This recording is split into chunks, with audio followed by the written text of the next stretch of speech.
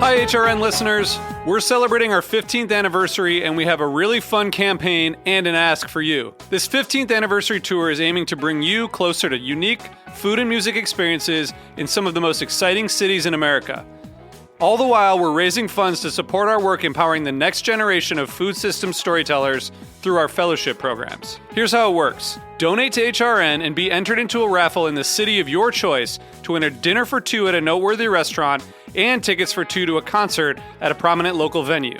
We have incredible partners in New York, Los Angeles, Philadelphia, Nashville, Las Vegas, Charleston, Asheville, and Ardmore, Pennsylvania, who have donated a meal for two and two tickets to a concert of the winner's choice. And all donations help fund our fellowship programs, where we're helping to build essential workforce readiness skills and food system storytelling skills. Check out heritageradionetwork.org/15 to donate and enter to win today. That's heritageradionetwork.org/15.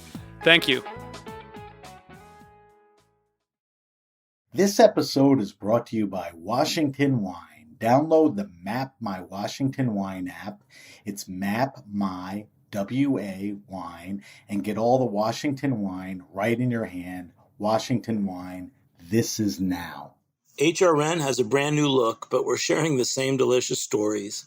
Invest in the future of food radio by becoming a monthly sustaining member at heritageradionetwork.org/donate.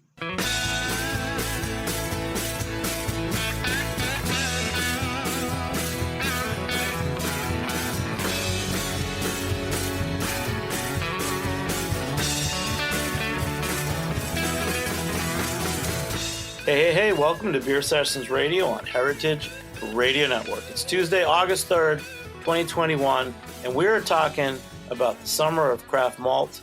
And our New York show today is with Jeff Lyons of Endless Life Brewing. So let's go around and introduce each other. Start with Jeff. Where are you from and where do you work and all that stuff? Hey, Jimmy. Thanks for having us. I'm Jeff Lyons. I'm the owner and the brewer at Endless Life Brewing in Crown Heights, Brooklyn. And right now I'm in Bed-Stuy, a short walk from there. Great. And Ted? Ted Hawley with New York Craft Malt up here in Batavia, New York. Malt and all the New York grains for everybody. That's great. And Chad? My name is Chad Meggs. I'm a hop grower from Casanova, New York. Thank you. And Chris? Hey guys, it's Chris Holden from the New York Hop Guild. Okay, so we got, those guys are at a very lively brewery up somewhere upstate. There's a lot going on with New York ingredients, and it's come so far in the last 10 years. And Jeff, I wanted to talk to you because I know you as a brewer with many hats for many years, and I love your beers. But I never thought of you as focused on New York State ingredients. And I saw you had started a series at Endless Life Brewing about Meet the Hop Grower with Chris Holden. Just tell us about your backstory, man, because like I said, I love your beers. I've had your beers at Keg and Lantern. I've had your beers before at Greenpoint. And let's talk about what New York ingredients mean to you as a brewer. Yeah, so I've had the fortune at all of the places that I've brewed beer to play around with New York ingredients a little bit, but it was never the big main feature. And so I knew when I got out on my own and started my own brewery that we wanted to be 100% New York ingredients from the very beginning. And it's a lot of reasons. There's the quality of the ingredients, and everything that's in New York is going to be a little bit distinct from anywhere else. So you get to play with new flavors. Plus you get to build relationships with incredible people like the ones on the show today. Great. So just bring us up to date. Where are you at with Endless Life? It's been such a crazy year and a half. I haven't been over there yet, but thank you. You sent me a couple of beers and we'll talk about them today. Yeah, so we opened in February. We got licensed in mid-February, and given the restrictions and just the state of the world, we didn't feel very good having events and inviting a bunch of people to come together in the same room. And so what we're doing is in a couple weeks, August 20th through the 22nd, we're having a grand opening celebration, sort of a party because we couldn't have a party when we opened sort of deal. So 6 months in, we're celebrating our opening. That's great, man. Let's go through their guests too. So Ted, you're at New York Craft Malt. The malt industry in New York has really evolved the last 6 or 7 years. Just tell us how it's changed for you. And you're up to 5 silos now. Well, in the beginning years, which wasn't too long ago, 8 years ago, there wasn't really any malting barley grown in New York State. So we've come a long ways with that, with Cornell jumping on board and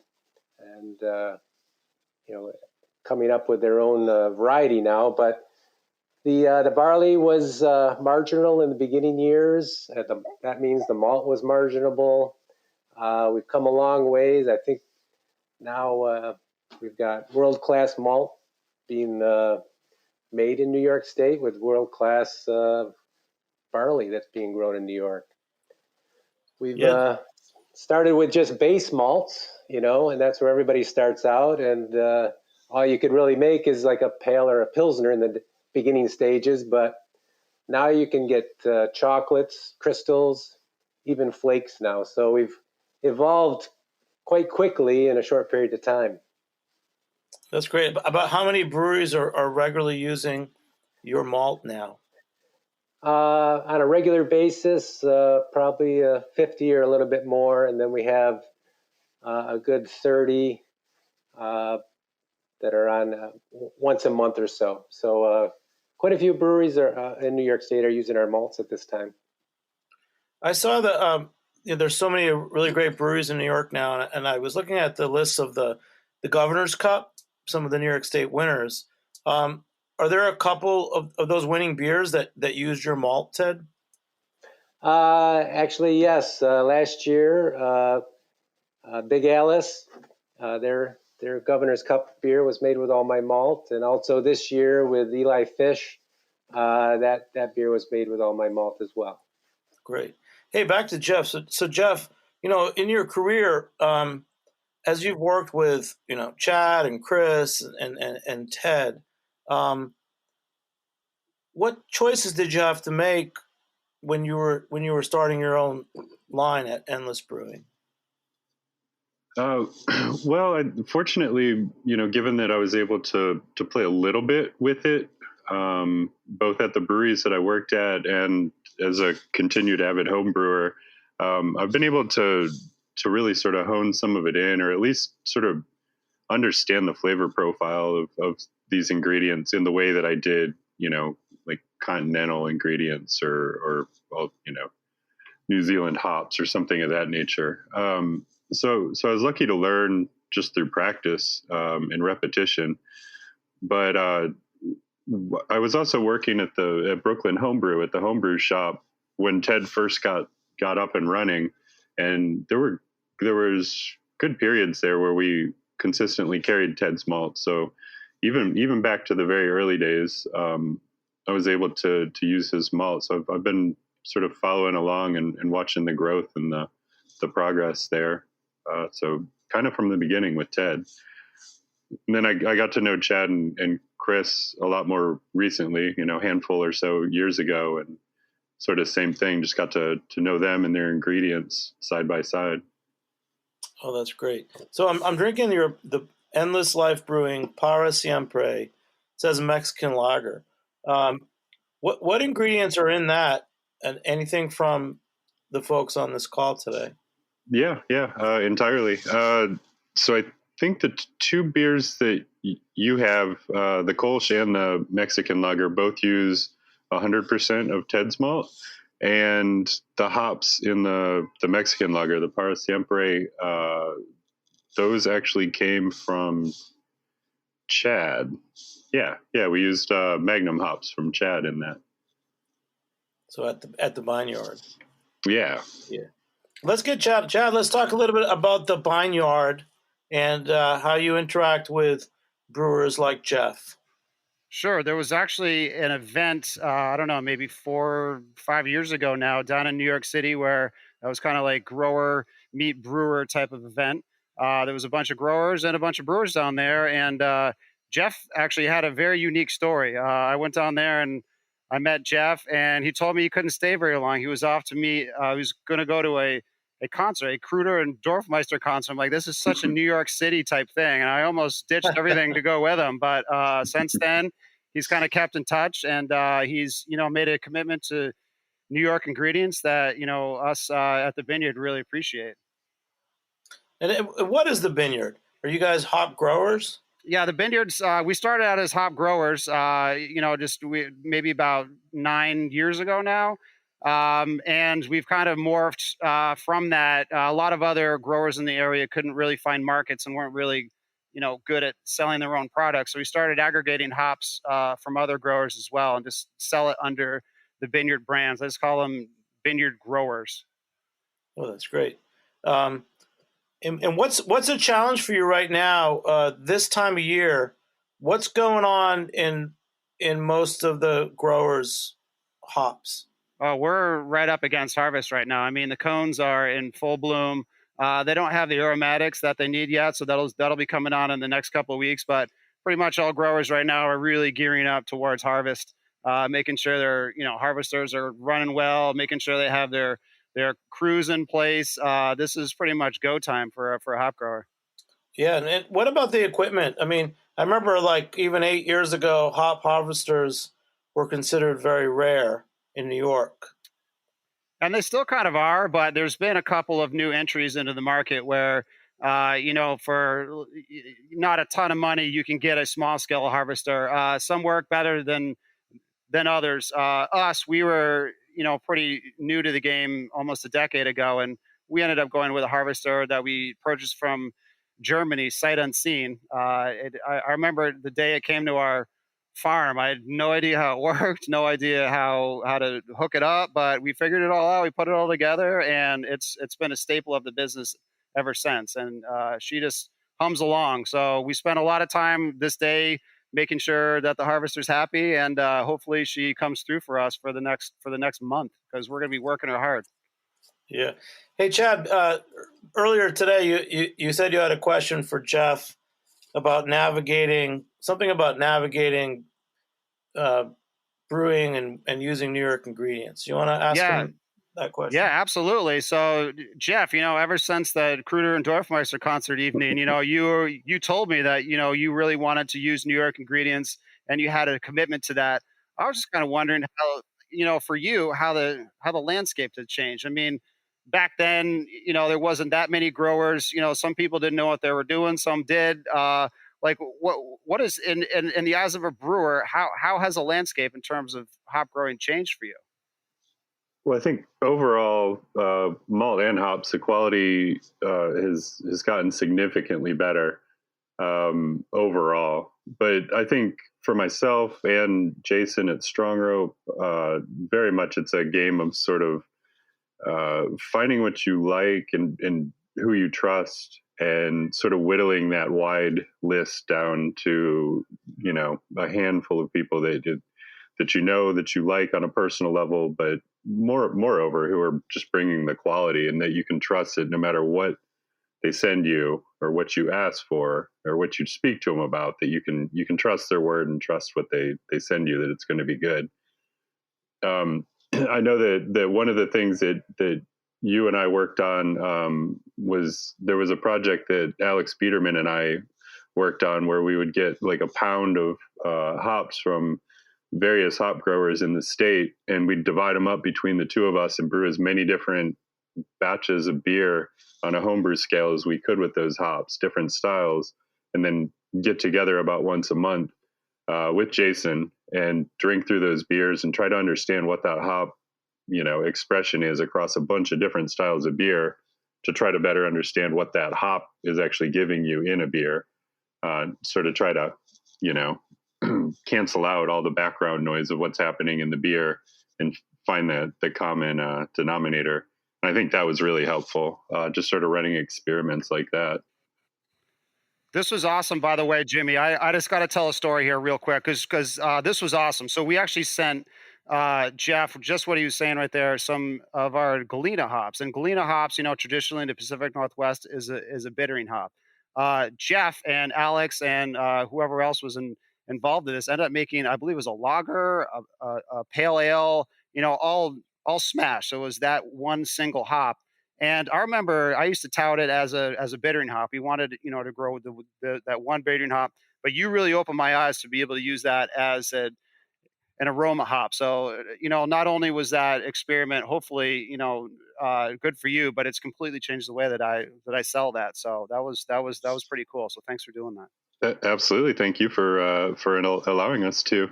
So it changed our view in that too. In the Kolsch that Endless Life opened with actually uses all Galena hops because of that, and that's not a choice I would have made before we did that experiment. So yeah, we both had our minds blown a little bit with that. Cool.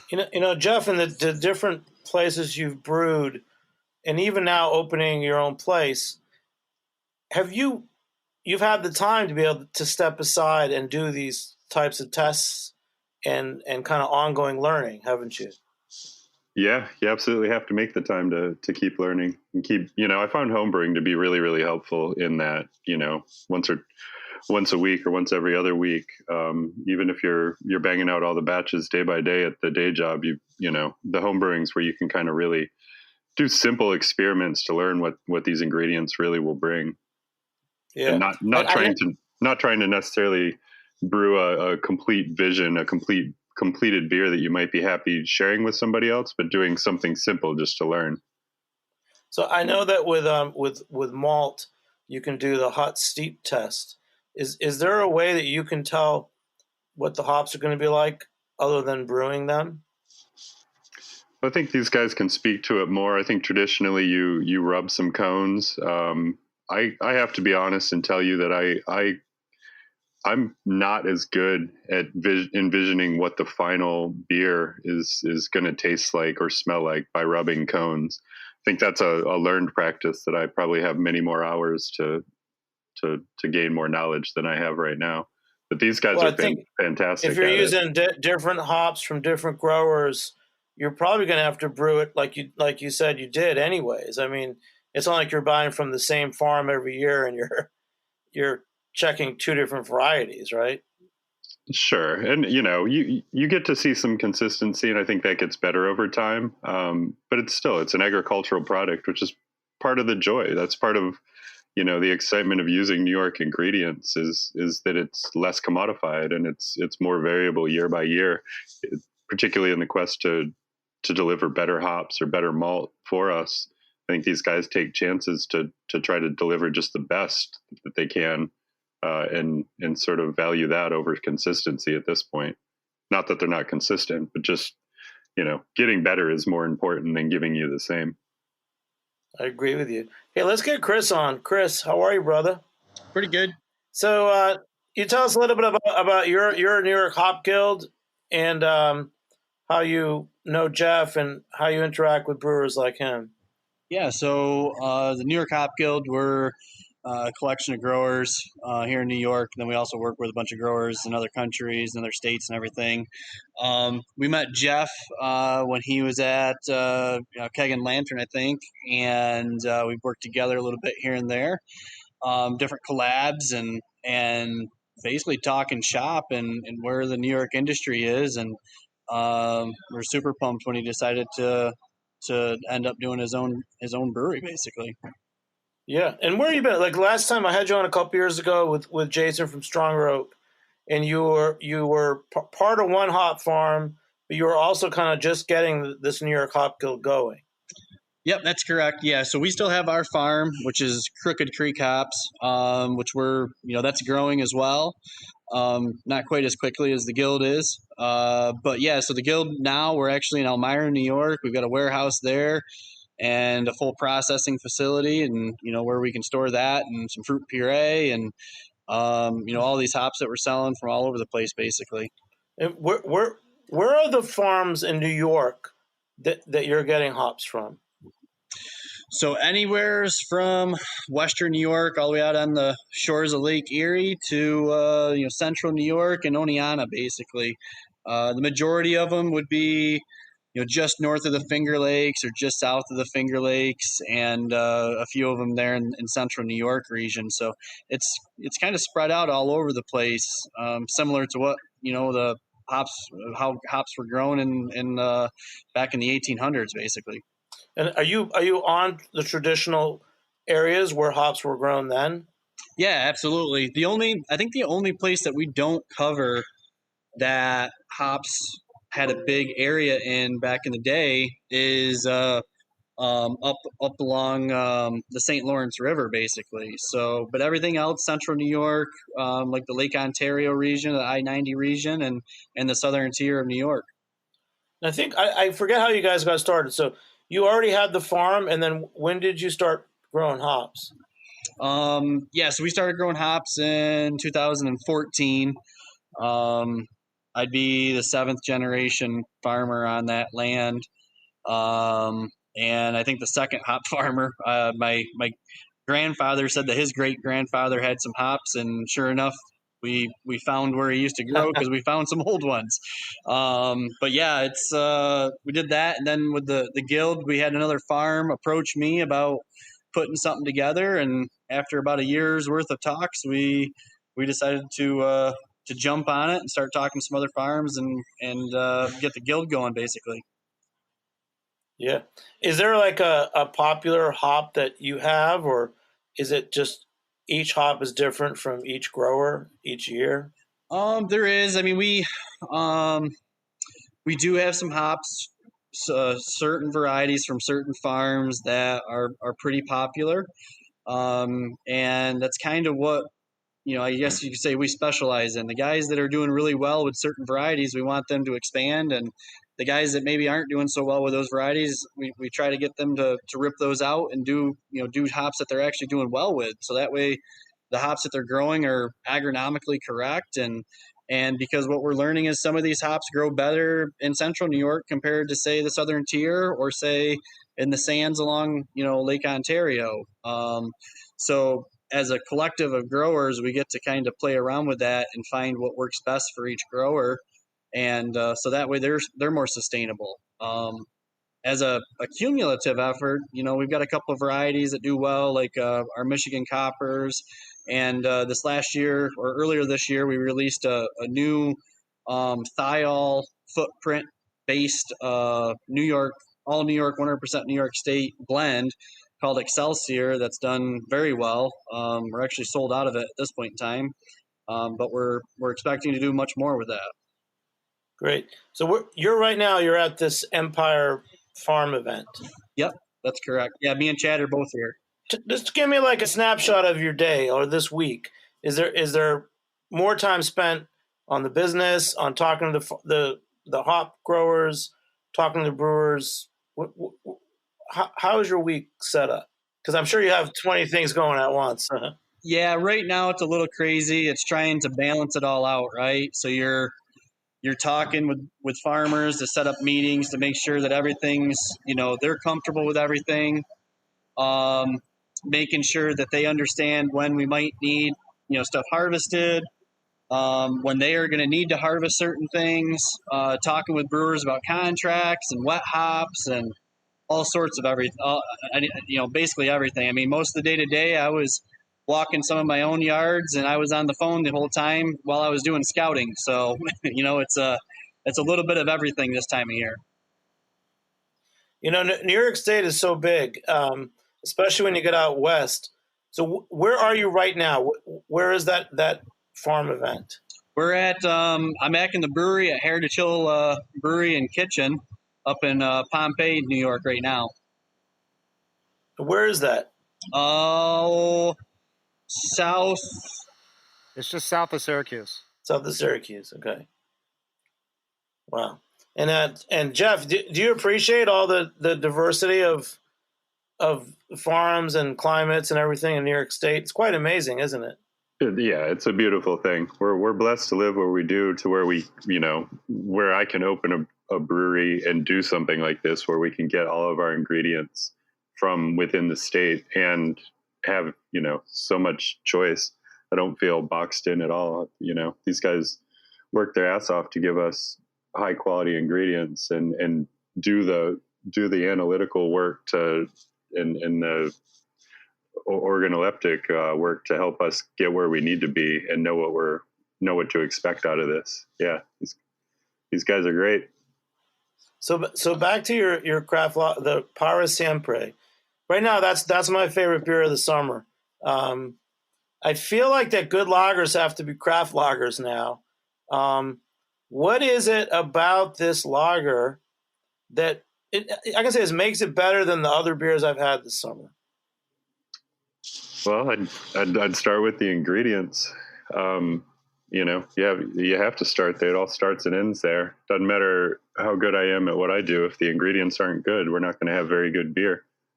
It all rests on the shoulders of all the farmers and the maltsters and the hop growers. Yeah. And when you made the beer, just tell us like this recipe and how you created it. Were you open to how different ingredients would affect the flavor, or you went in knowing how it would come out? I think with this particular one, I had more of a vision of what I wanted the end result to be. Whereas most beers, I have an idea of where I want it to go, but I'm totally open to if it takes a side road, or if we find something that we really like by accident, we can kind of learn from that and keep moving forward with that, build upon that. But this one definitely stems from, way too much money and way too many cans of Modelo. I like it. And what about Ted? What malt is in this beer, the Para Siempre? You would have to ask Jeff that. So you don't keep a note from every damn beer that's brewed with your malt. I would have to go back to the invoice, I guess, and see. So it's this the Mexican lager is malt wise, it's 100% of Ted's Excelsior Pilsner malt and his flaked corn, which is actually the first commercial batch of flaked corn. Although our sour red that we have has some of the test batch he did in it, so technically that preceded this, but this is the first commercial batch of the flaked corn. Wow. So Ted, is this the New York barley that was talked about the last couple of years, the Excelsior? It's kind of a coincidence. I've had my Excelsior Gold Pilsner. I kind of trademarked about 5 years ago, maybe a little more. But Cornell's new variety that they developed just for the Northeast. There was some competition on what they should name it, and the name came out to be Excelsior Gold. So just coincidental. The names are similar, but it's a good name for all. So when Ted gets to malt that, it's going to be Excelsior squared or double Excelsior. I like that. I like it. Wow. Nice. Hey, we're going to take a short break. We'll be back in a few minutes and talk more on Beer Sessions Radio. All right.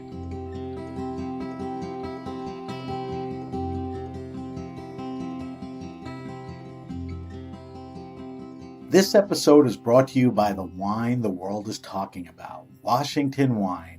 From its one-of-a-kind landscapes to a statewide culture of craft and innovation, Washington is made to make wine. That's why winemakers from around the globe are coming to Washington to set up shop, and why 90-point wines are practically falling from the skies. Ready to sip for yourself?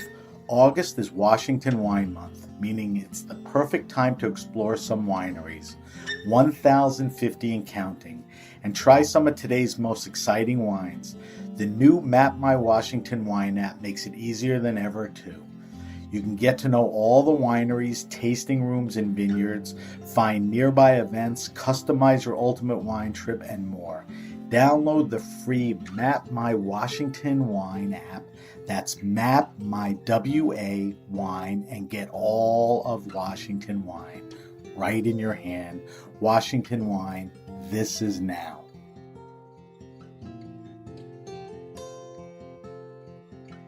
HRN is excited to unveil the new look of food radio. We have a new brand identity and a new website. Our site makes it easier than ever to discover new podcasts and dig through our archive of 16,000 episodes. It's been 12 years since HRN started broadcasting food radio, and we've made it this far thanks to the support of our global listening community. It's because of member donations that Beer Sessions Radio is on the air with 30 other weekly shows. Your contributions give HRN the security we need to stay on the air during the pandemic and are allowing us to reopen our studio. Becoming a monthly sustaining member of HRN shows how much you care about Beer Sessions Radio and food radio, what it means to you. Hey, welcome back to Beer Sessions Radio on Heritage Radio Network. Check us out and become a member at heritageradionetwork.org. There's a new website and a lot of benefits for members at heritageradionetwork.org. So, Jeff Lyons, Endless Life Brewing, man. Very excited for your beers. I've always been a fan of your beers. In addition to your Mexican lager and the Kolsch, what else have you been making regularly? Are you doing regular beers, or are you just doing batches? And what's it like at the tasting room in terms of like selection? We're doing batches and trying to remain, introduce beers as seasonally appropriate. I'm sure all these beers will find their way back into the rotation at some point. Some of them very specific seasonally, and some of them just whenever we have an opportunity. So yeah, we'll see repeats. We don't really have flagships, but I think we'll have a big wide selection that if you like something, you'll see it come back. Yeah, in terms of like fun ideas, I saw that you were offering a beer for a year. Sure. It's sort of a CSA kind of concept where, we thought that we would be on about a once a month release schedule on each side, both on the lager side and on the mix firm side. So we thought, if you pay some money up front, you could buy into sort of a membership or a communal type thing where you pay all your money up front, and then you can come in once a month and get a 4-pack on the lager side, 4-pack of cans, or you could pick up a bottle a month on the mixed fermentation / sour side. That sounds pretty great. Yeah, and then throw a few perks in just for the commitment and the support. Yeah, T-shirt and some glassware. Have some fun with it. Yeah. You definitely undersell yourself, because I do love your beers, man. I remember 2 years ago for Rye Week, New York, you had made some kind of rye beer, a Roga beer, at one of the places you worked, and I've always loved your beer. So, in the course of your work, what's a question that you would ask Ted at New York Craft Malt? I've been talking about your Para Sempre, your lager, other beers. What's a question that you would be asking of the craft maltster? Ted, I think we could go till the sun comes up with the amount of questions that I've asked Ted over the years. He's always been so knowledgeable and so accommodating, as with Chris and Chad and everybody else that we deal with. I'm not sure, Ted. Anything popped to the front of your mind on that? Well, you kind of hit it with the hops, and you doing all the experiments with the hops. You and Jason and Alex, and being in this industry from the very beginning, which isn't too long ago, the starting point. A lot of brewers have used my malt, but then they go silent, and I don't know if it's good or it's bad, or so if I'm not getting any feedback, I must be doing everything right? Not so much, but I do want to give you you kudos, and part of my success, if not all my success, you and Jason and Jeff and Big Alice, John and Kyle, you guys have been giving me constructive criticism from the very beginning.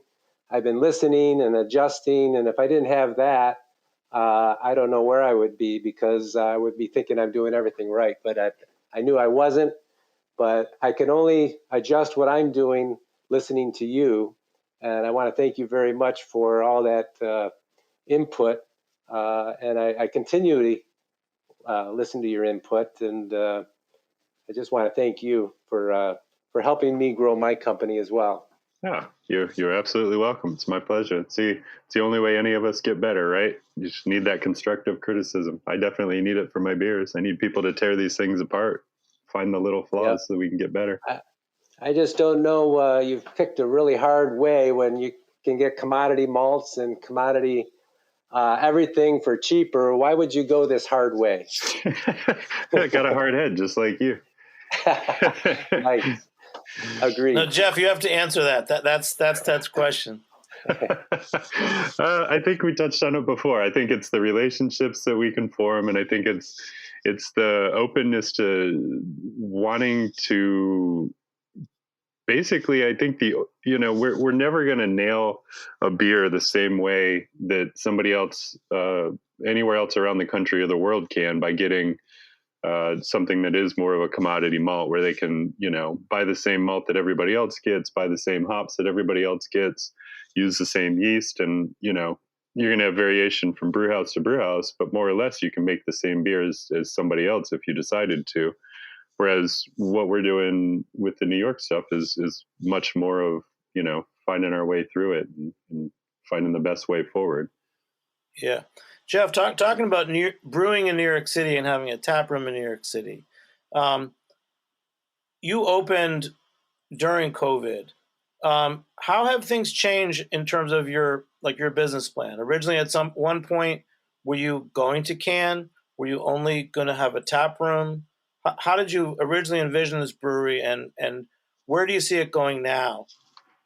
Well, I think with me, when you start putting, serious thoughts on paper and really trying to hone it in and trying to figure out what's important to you and what's not, there was never a doubt that we were going to use 100% New York ingredients for the reasons we've already talked about. But that, the community aspect of this, it applies there, but it also applies to how we want to interact with the community. And it's tough to do that. It's more difficult to do that in a more production type setting. So we always envisioned having a tap room. That was sort of the must have. It helps financially as well, obviously, to be able to sell pints and 4-packs directly to the community. But it's that interaction, being able to invite people in, have them have your beer, have a conversation with them while they're drinking your beer. Sort of going back to what we were talking about the constructive criticism, but also being able to tell your story and being able to tell the story beyond just what is in the glass, and have that dissociated from the fact that this is an agricultural product, that it takes people like Ted and Chris and Chad and the rest to provide these ingredients, and us or we wouldn't even be able to make beer. Yeah. So how did the Meet the Hop Grower event go over? It was a bit of a quiet one, but it gave us the opportunity to have some really in-depth conversation. Alex Biederman was able to come over, and the three of us were able to, we were there till about 2:30 in the morning, just drinking beer and talking about the state of the industry and kicking ideas back and forth. Yeah, no, I've done that many times. You had an event, you turn it into a session. Absolutely, but that's how we grow these relationships. Every time that Jason chauffeurs me up to a malt and barley summit, or the state CBC or anything like this, we certainly enjoy some beers, but that gives us the opportunity face to face to be able to catch up and figure out what each other are doing and where we sort of see ourselves going and how to get there together. I'll give Ted a lot of credit for one thing in particular, other than just the huge kudos in general, that I've probably nagged at him for 3 or 4 years at least to to get a Munich malt made. That that was sort of the one big thing that we were missing in the state, was a beautiful Munich malt. And every chance I got, I'd nag at him for it. And he finally put one out a while back, and it's beautiful. It's everything I could have hoped for. Which beers would you use Munich malt in? I became a big fan of sort of sneaking them into a whole lot of beers. I believe I probably have a touch of it in the Kolsch.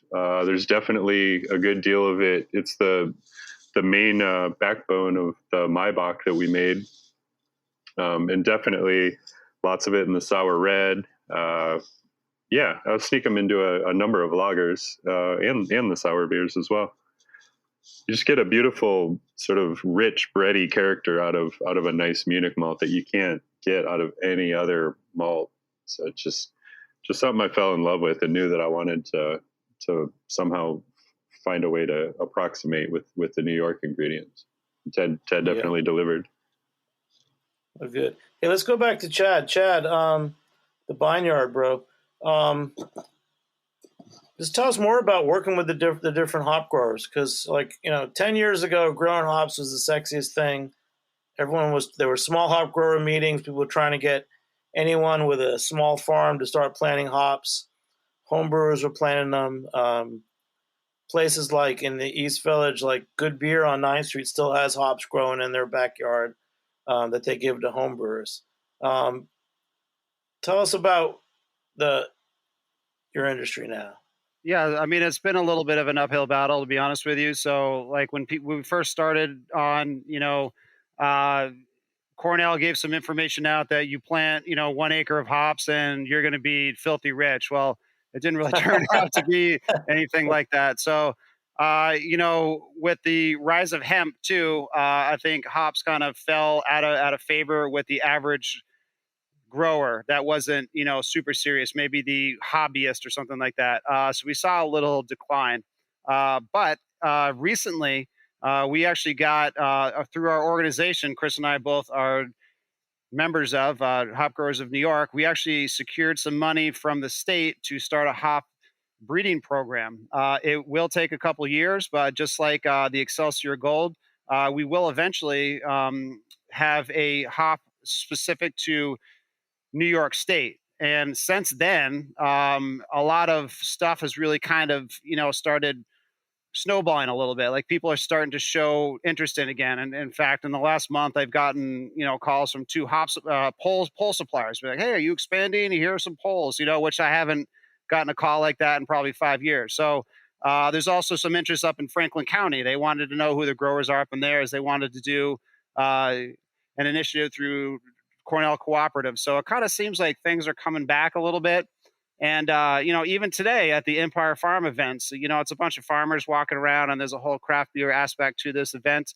I had a ton of people come up to the booth and say, hey, I'm interested in growing hops.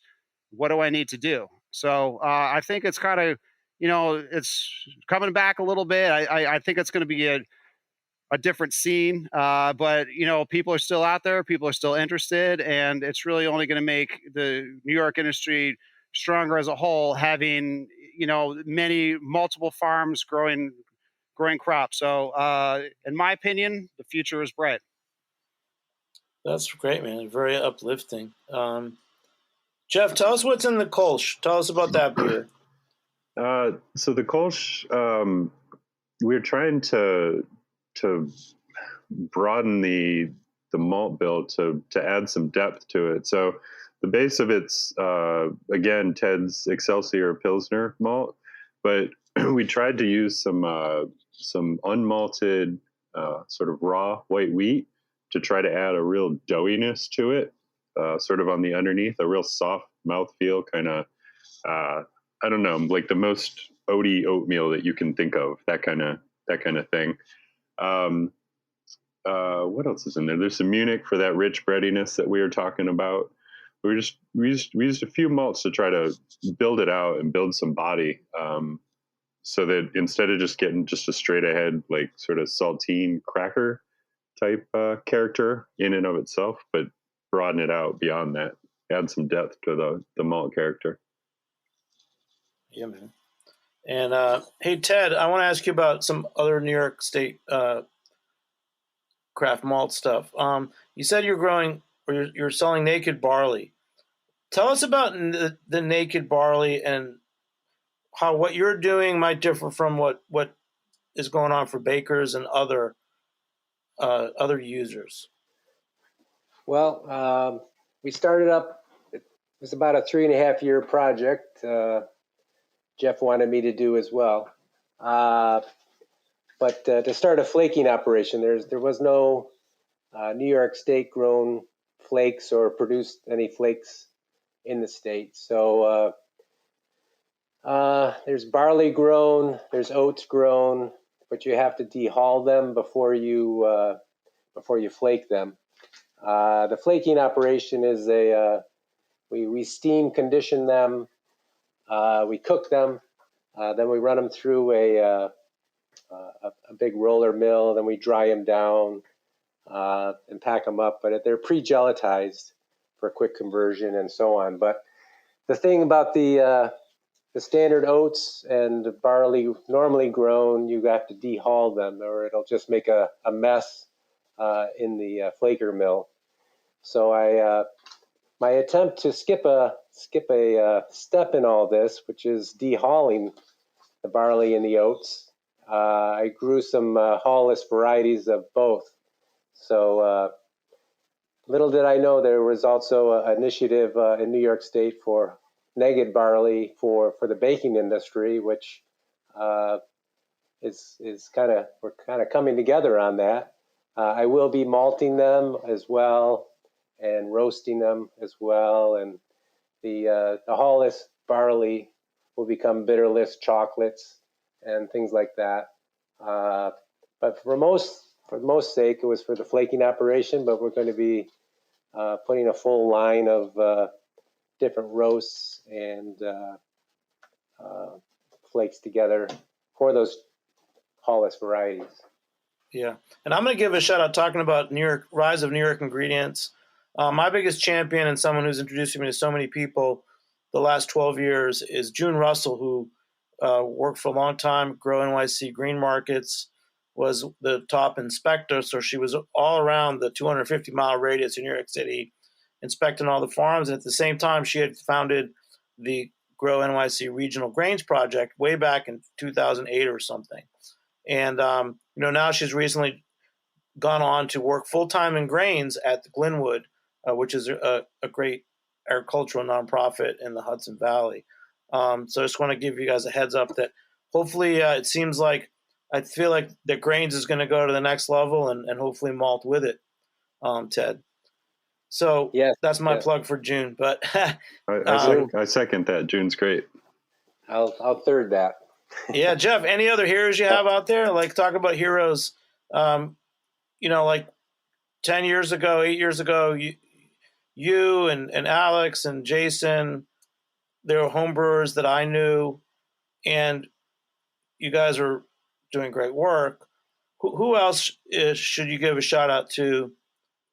I think Brett Taylor over at Wild East is doing some amazing things across the board, but in particular, more pertinent to this conversation, he's using a whole lot of New York ingredients. I could be mistaken, but I'm pretty certain that all of his farmhouse style beers are using New York State ingredients, and they're just, they're literally award winning, and they're absolutely fantastic. Yeah, that's true. I know that in May there was the schooner Apollonia, which was a sail freight coming down the Hudson, and he brought about 10,000 pounds of malt from Hudson Valley Malt. And I know that someone actually put a horse on a cart and rode it over from the Brooklyn terminal to Wild East. Yeah, so that's good to hear. We're doing another shipment in late September. Jason will be involved. Strong Rope, I believe that Wild East is in on this. And then I'm actually Endless Life is brewing a collaboration with Five Borough. We're going to do a dark lager, and we're gonna have a shipment come down from Dennis at Hudson Valley Malting to come down on the Apollonia for that. The fun never ends. That's great, man. Yeah. Yeah. The last thing is just I've been a champion it's not my, of course, it's my, I love things from farms. I love things local. I love things direct, whether it's eggs or anything. I always feel like, of course, it's better. It's fresher, less handling. We all know that, less preservatives. But when it comes to beer, it's the same as food. The taste is what does it for me. And I think the first beers I tried was in like 2014 that had, malt from Valley Malt. Mhm. I can tell the difference. And that's why I'm so excited about your Para Sempre lager. So I don't know. Do we have to do anything more to get the message out other than that the beer with local ingredients can taste better? I don't know. Let's take that one. Chris or Chad? Because we all know fresh hops taste better. But What we can do to make ingredients better, I don't know. Maybe just honestly, I think a lot of education. A lot of the consumers, they get a lot of marketing towards them for these, Pacific Northwest hops, Citra, Mosaic, all these crazy things. I think if they were really, they'd be very surprised if they were to drink New York and, really know that you can make those exact same beers with New York State ingredients. In fact, I'm drinking an Underground Beer Lab beer right now from Underground Beer Lab. Is a brand new beer, brand new brewery right here in Syracuse, New York. And it's a NEPA made with 100% New York hops from the vineyard. Thank you, Keith. And it's absolutely delicious. So education, I think, would go a long way. that's a great line. Yeah, I mean, I still think the average person still thinks beer is a factory product or it's chemicals. So I think we've all got a long way to go. Ted, what about that in terms of like malt education? Do you feel that, I don't mean the diehard craft beer person, but does the average person even think that malt is in their beer? I think most people think that the main ingredient is hops.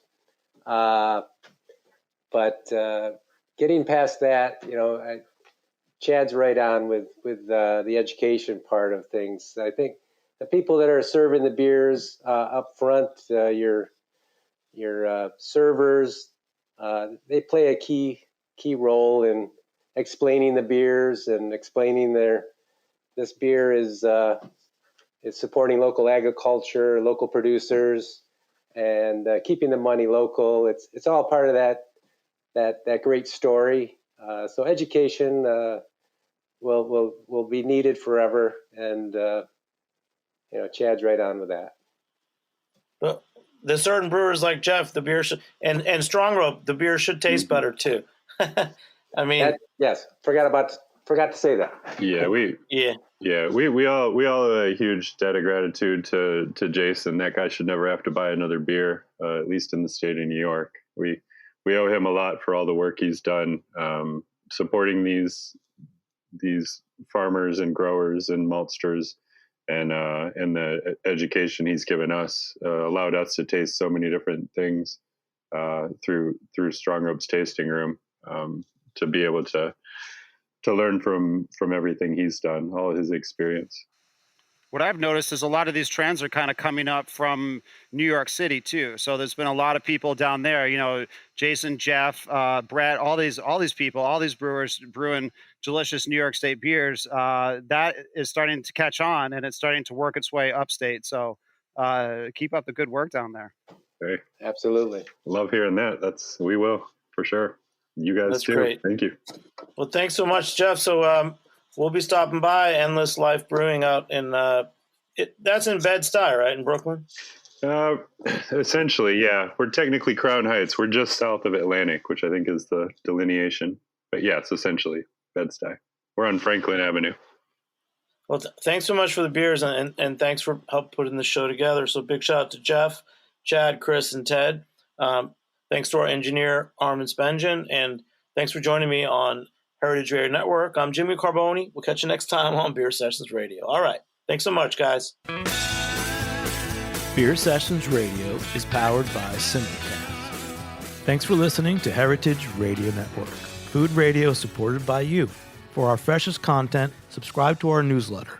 Enter your email at the bottom of our website, heritageradionetwork.org. Connect with us on Instagram and Twitter at heritage_radio. You can also find us at facebook.com/Heritage Radio Network. Heritage Radio Network is a nonprofit organization driving conversations to make the world a better, fairer, more delicious place. And we couldn't do it without support from listeners like you. Want to be part of the food world's most innovative community? Subscribe to the shows you like. Tell your friends, and please join the HRN family by becoming a member. Just click on the beating heart at the top right of our homepage. Thanks for listening. Hey there, I'm Lee Ullman here with some big news from the National Young Farmers Coalition. We're partnering with Heritage Radio Network on a special season of The Farm Report. It's all about what's happening with the Farm Bill and how it impacts farmers and eaters. I am growing diversified vegetables on land that's been in our family for 150 years. And so with the pandemic, gentrification, property values going up, we had to sell the land and we lost it. Join us as we uncover the untold stories behind this massive piece of legislation that shapes how we grow our food, what we eat, and so much more. The problems we have had, those are things that come from earlier Farm Bill and USDA policy, right? Like Earl Butts, get big or get out. You know, it's my responsibility to know not only what I'm eating, but then like how that all came to be. And realize like, wow, like this piece of legislation, all this money, like it's technically something that I support as a taxpayer. While Congress debates the next Farm Bill, this is not just an invitation to listen. It's a call to action. Be part of the conversation. Subscribe to the Farm Report on Heritage Radio Network, wherever you listen to podcasts.